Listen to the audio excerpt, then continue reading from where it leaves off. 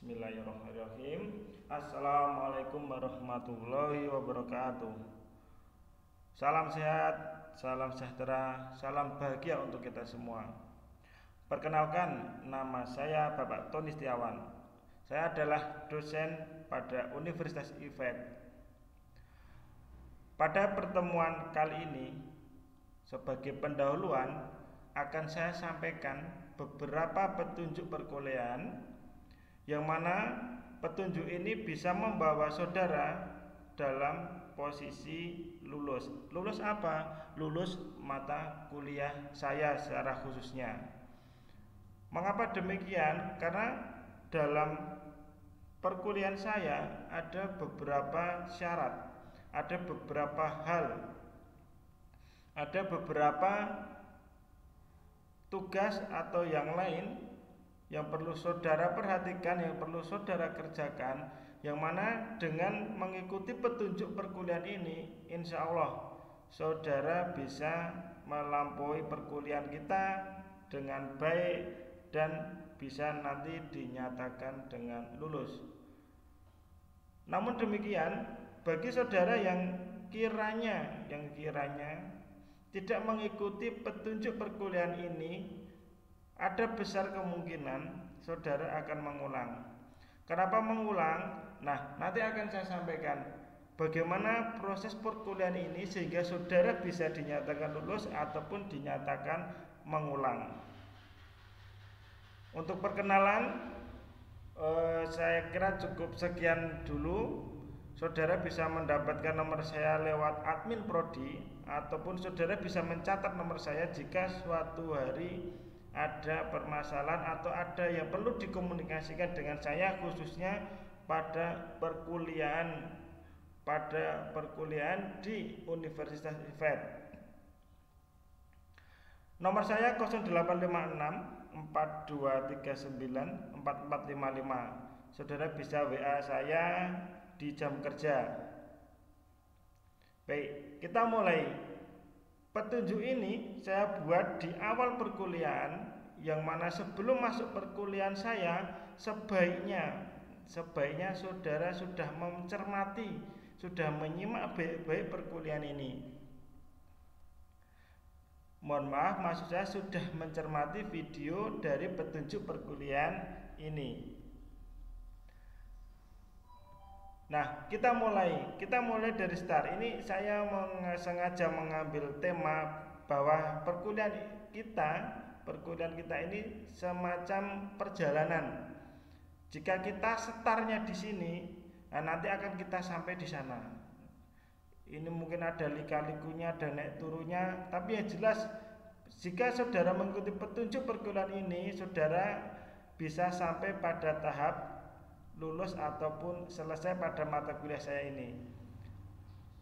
Sebelum saudara melakukan perkuliahan dengan saya atau sebelum saudara mengikuti perkuliahan saya, ada beberapa hal yang harus saudara lakukan. Sebagai mahasiswa, saudara wajib yang pertama adalah mengambil mata kuliah dalam KRS. KRS itu singkatan dari Kartu Rencana Studi. Jika saudara sudah mengambil mata kuliah dalam KRS, tentu nanti dalam KRS saudara akan muncul nama mata kuliah yang saudara ambil beserta dosennya. Nah, ini perlu diperhatikan, menjadi penting di sini bahwasanya pihak kampus secara sistematis akan mencatat saudara dan akan melaporkan progres saudara selama kuliah di Universitas IFET melalui pengambilan mata kuliah di dalam KRS. Bahkan nanti bisa dicek di pelaporan dikti bahwa saudara sudah menempuh mata kuliah tersebut, yang mana indikatornya adalah mata kuliah tersebut tampil dalam KRS saudara. Jadi intinya begini, jika saudara mengambil mata kuliah di KRS dan di situ sudah ada nama mata kuliah dan nama dosennya yang tertera dalam KRS saudara, maka secara otomatis sistem akan merekap bahwa saudara telah mengambil atau pernah menempuh mata kuliah tersebut, sehingga ketika nanti dilaporkan secara berkala ke laman Dikti, saudara sudah terlaporkan mengambil mata kuliah tersebut. Ini menjadi penting sekali. Karena dengan KRS, saudara, nama saudara itu bisa masuk di daftar peserta mata kuliah saya. Itu menjadi penting. Bagaimana jika tidak KRS-an atau tidak mengambil mata kuliah saya di dalam KRS? Jelas ini saudara bagaimanapun juga mau mengikuti perkuliahan, sampai 100% pun, bahkan nilainya 100 pun, jika saudara mendapatkan nilai 100 tapi jika saudara tidak KRS-an, maka sama saja dianggap tidak ada perkuliahan, baik dengan saya secara pribadi selaku dosen pengampu ataupun secara sistem untuk pelaporan perkuliahan mahasiswa pada laman Dikti. Nah, setelah saudara mengambil KRS, artinya saudara sudah KRS-an, mengambil mata kuliah saya khususnya pada KRS saudara, kemudian saudara diwajibkan untuk mendaftar di e-learning ya, karena kita menggunakan dua portal e-learning,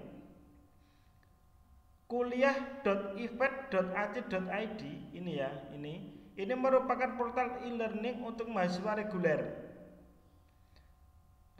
A, B, C, D dan sebagainya, mau ikutnya di kuliah.ifed.ac.id. Platform kita sama, kita menggunakan LMS Moodle. Jadi tampilannya kurang lebih sama, tidak jauh berbeda. Kemudian ada portal e-learning yang kedua, yaitu pjj.ifed.ac.id.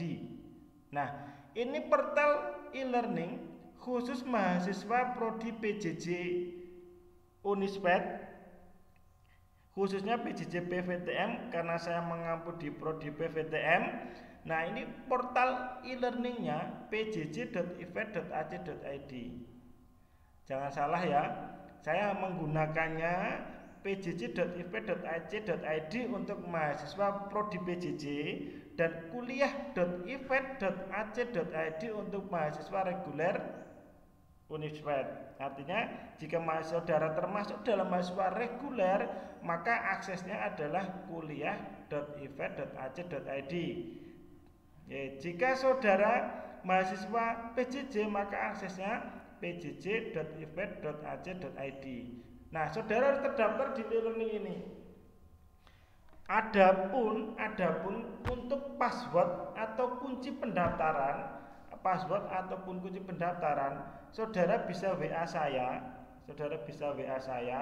Di 0856 4239 4455. Saudara bisa WA saya untuk meminta password perkuliahan atau password untuk masuk dan terdaftar di perkuliahan saya. Bisa diterima ya.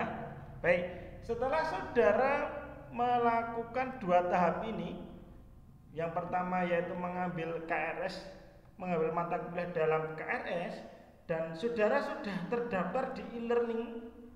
Oke, lalu apa yang saudara lakukan? Nah, yang saudara harus lakukan setelah dua hal penting tersebut adalah, sebentar, ini saya tampilkan dulu. Ini adalah contoh peserta mahasiswa atau peserta mata kuliah. Mahasiswa menjadi peserta mata kuliah saya itu jika saudara KRS nanti akan masuk di sistem saya bahwa saudara adalah anggota dari mata kuliah saya. Ini adalah contohnya. Kemudian ini adalah tampilan dari portal kuliah.ifed.ac.id. Ini tampilannya depan seperti ini. Ini seperti ini ya. Nah, kemudian ini adalah tampilan dari pjj.ifed.ac.id. Ini portal yang digunakan untuk mahasiswa PJJ. Kalau yang ini tadi adalah portal yang digunakan untuk mahasiswa reguler. Beda ya, beda. Oke, jangan salah portal. Oke, karena bisa saja nama mata kuliah yang sama tetapi pengampunya berbeda. Itu yang menjadi suatu hal yang harus saudara perhatikan. Oke, next. Nah, setelah saudara melakukan dua hal penting ini di depan, maka yang harus saudara lakukan itu adalah mengikuti perkuliahan. Perkuliahan kita ada 16 kali. Kita ada 16 kali perkuliahan. Baik. Yang pertama sampai perkuliahan ke-7 itu merupakan perkuliahan pada umumnya. Kemudian perkuliahan ke-8 itu adalah perkuliahan UTS atau ujian tengah semester. Oke. Kemudian perkuliahan ke-9 dan sampai ke-15 itu perkuliahan umum atau perkuliahan pada umumnya. Kemudian perkuliahan 16 itu adalah UAS atau ujian akhir semester. Nah, pada perkuliahan saudara akan menemui 4 kegiatan penting. Jadi pada perkuliahan 1 sampai 16 kecuali UTS dan UAS, saudara akan menjumpai 4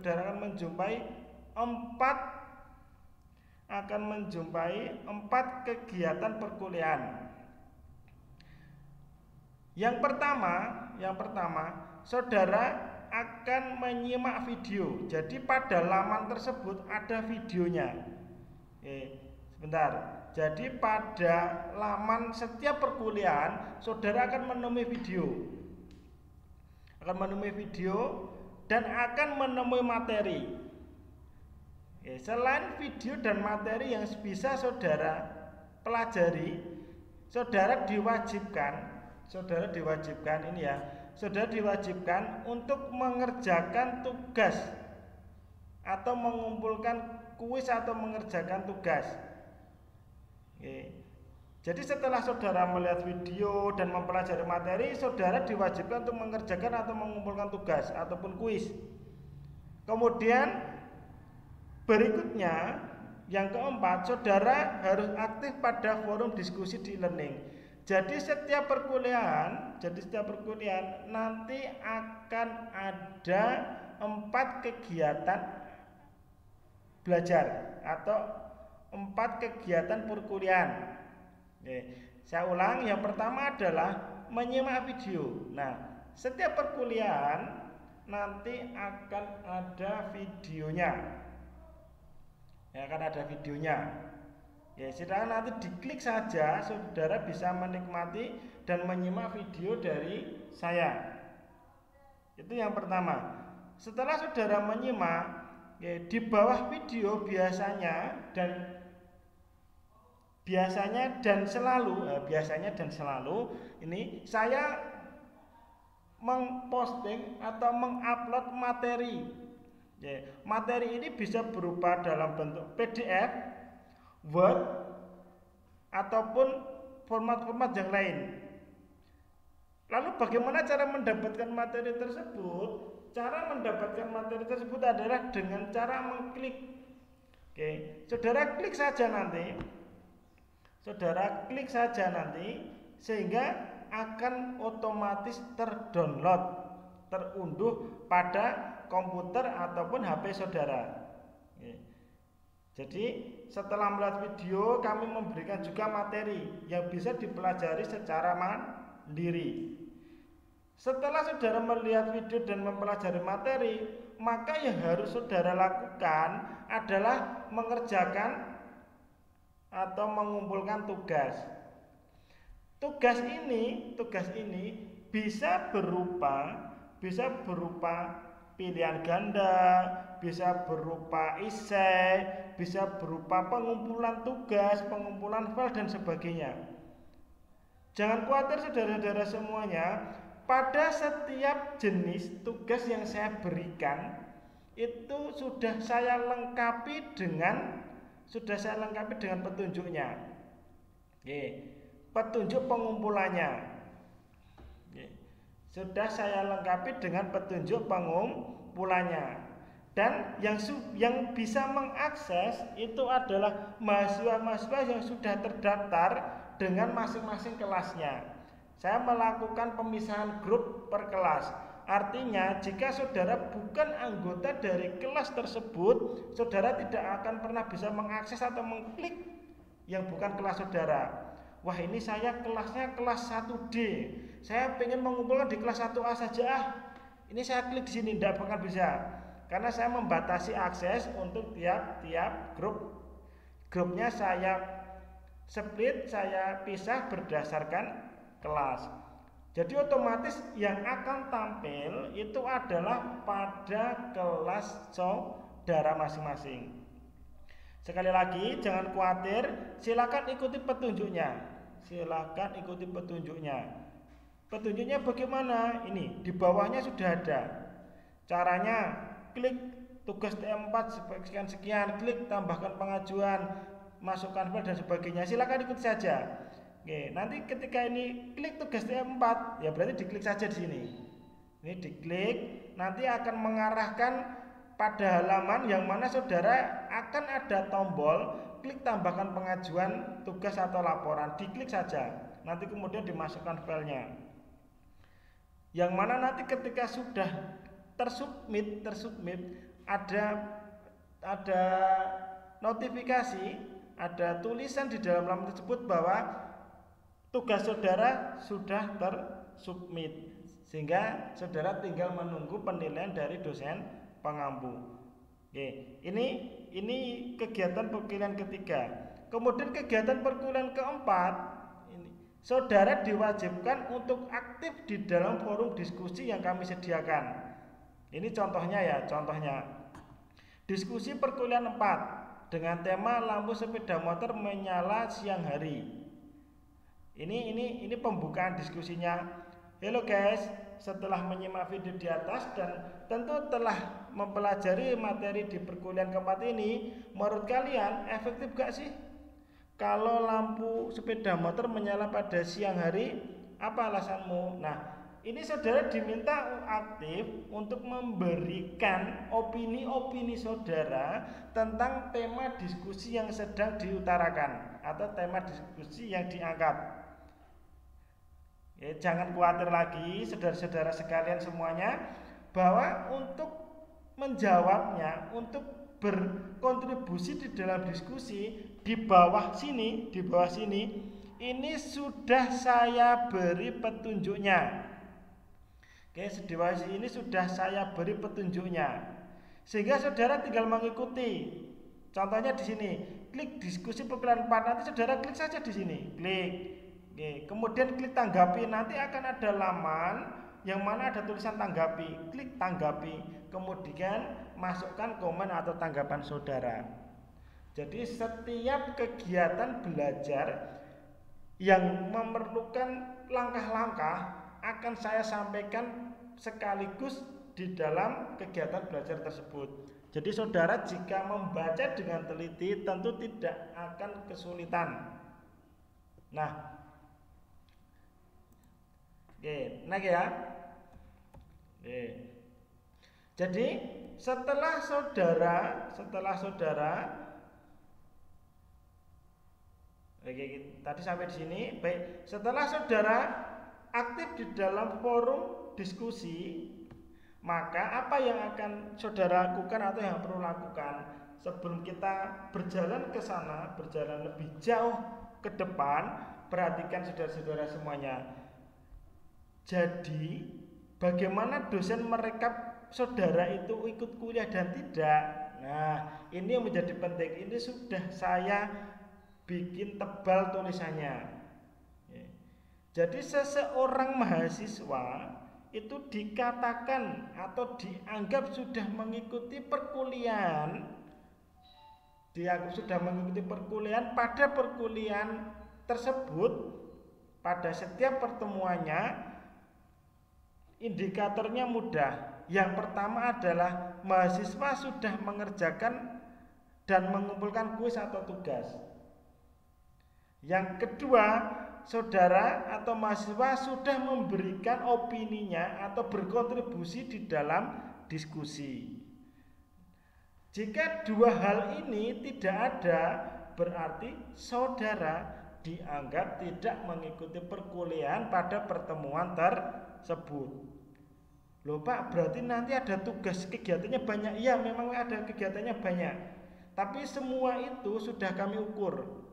Semua itu sudah kami ukur berdasarkan bobot SKS-nya. Jadi saudara tidak usah khawatir. Loh Pak, nanti berarti kita ngerjakannya berapa kali? Ya sesuai pertemuannya. Sesuai pertemuan yang ada di dalam perkuliahan saya. Berarti setiap mahasiswa akan mengerjakan kuis atau tugas itu sebanyak 14 kali dan aktif di forum diskusi juga sebanyak 14 kali.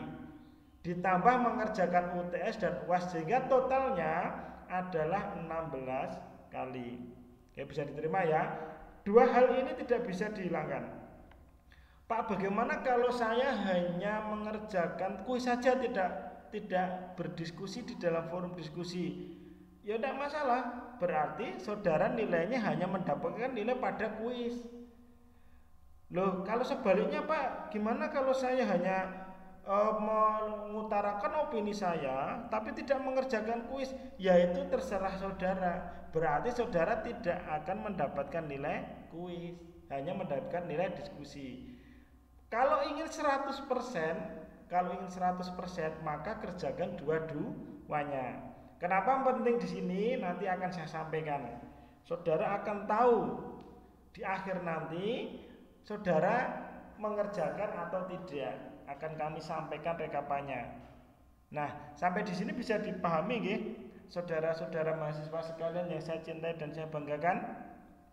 Baik, kalau sudah, kita akan melanjutkan perjalanan kita mengikuti petunjuk perkuliahan ini. Naik ya.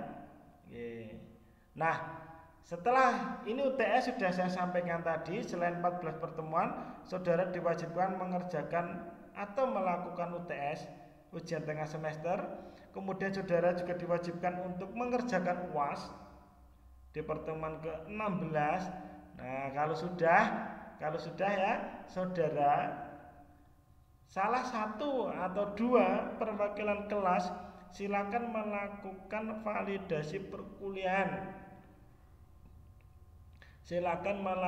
validasi perkuliahan. Di mana validasinya? Di laman my.ive.ac.id. Perwakilan kelas saja. Ini saya tidak tunjukkan karena tidak semuanya, sehingga nanti perwakilan kelas saja 1 atau 2 orang melakukan validasi bahwa kita sudah melakukan perkuliahan. Ya, nanti silakan masuk di my.ive.ac.id, kemudian saudara cari validasi perkuliahan. Nanti diklik saja, kemudian klik validasi. Baik, next ya. Nah, setelah validasi di akhir pertemuan akan saya berikan rekap nilai saudara. Jadi saudara tidak ada istilah komplain, Pak saya mengikuti terus tapi kok saya tidak lulus. Ini buktinya.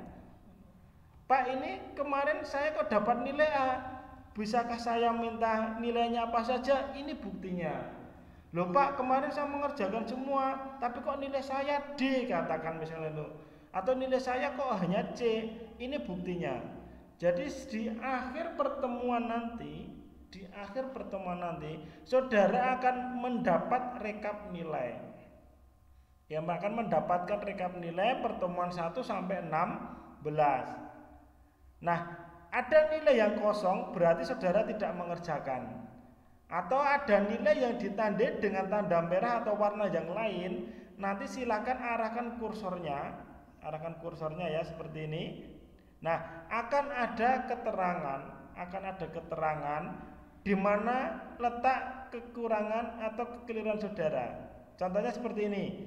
Nah, ini UASnya mengumpulkan tugas, UASnya mengumpulkan sesuatu, kebetulan itu sama dengan ini www.akademia.edu sekian. Nah, ini maka mendapatkan nilai 5. Seperti itu contohnya. Loh Pak, ini kok saya dapat 5, saya mengumpulkan tugas loh Pak. Ini buktinya.